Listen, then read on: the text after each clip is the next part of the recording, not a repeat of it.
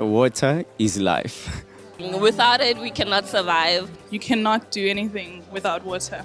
It's important for life, it's important for biodiversity, it's important for business. It links every aspect of everybody's lives and every aspect of how we function as a community, as an economy. There are alternatives for energy, but there are no alternatives to water.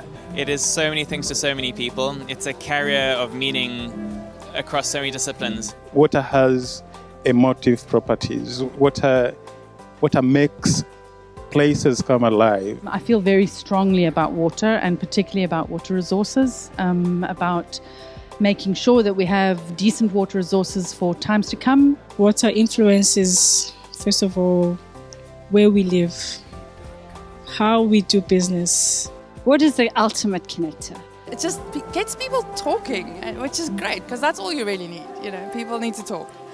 Water is also one of these magical elements in nature that has the tendency to bring people together. Water is flow. Water is the future.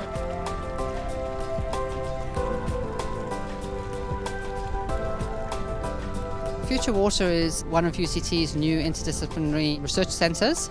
UCT has decided to focus some of its research on the generation of knowledge in between disciplinary areas. It's very much around dealing with water scarcity in South Africa, from the water that people need through to the water that industry needs, the mines need, agriculture needs. It's about water supply and demand, it's about water treatment, it's about the environment, and how these all interlink.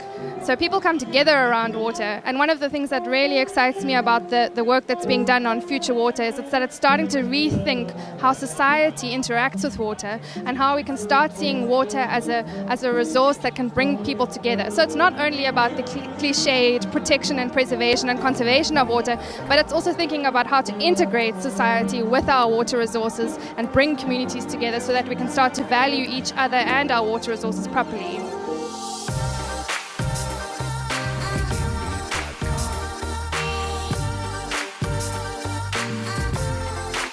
Water brings up a lot of issues, not only technical, which is where the engineers come in, but also social, legal, a whole range of different issues. This institute is taking that optimistic view, that we can solve these problems and that we can do something about it, but that it is a multidisciplinary challenge.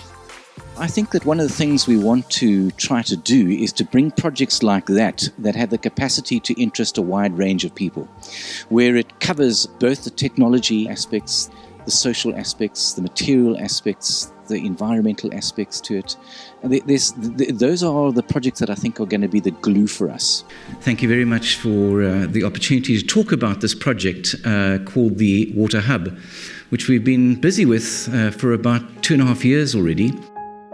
It's been really chosen as one of those projects today as part of the Future Water Institute, because it does precisely the things that have been spoken about. It's a way of bringing together a whole lot of disciplines. If we talk about green infrastructure and green technologies, what do we mean by that?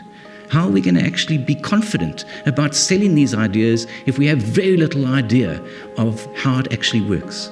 Here's a place where we can actually take it to as close to real scale as possible and start to actually do that. The other very important element is to inspire a new generation. And for me, that's crucial. That what we're doing at the Water Hub here is about training a new generation to deal with the complexities that arise. It really is exciting because when I work on my project in the lab, it's just me and my little things. But then to involve other people also in different departments and knowing that we can bring different thinking schools almost to solve the problem is, interesting. I want to see how it's going to go. So a centre such as the Future Water Centre can greatly assist the government and, as I say, the region in tracking innovation through the innovation value chain. In order to meet the water needs of the country, there is a necessity to track innovation products from conceptualization through R&D, demonstration, and all the way to commercialization. And I think this centre is well positioned to do that.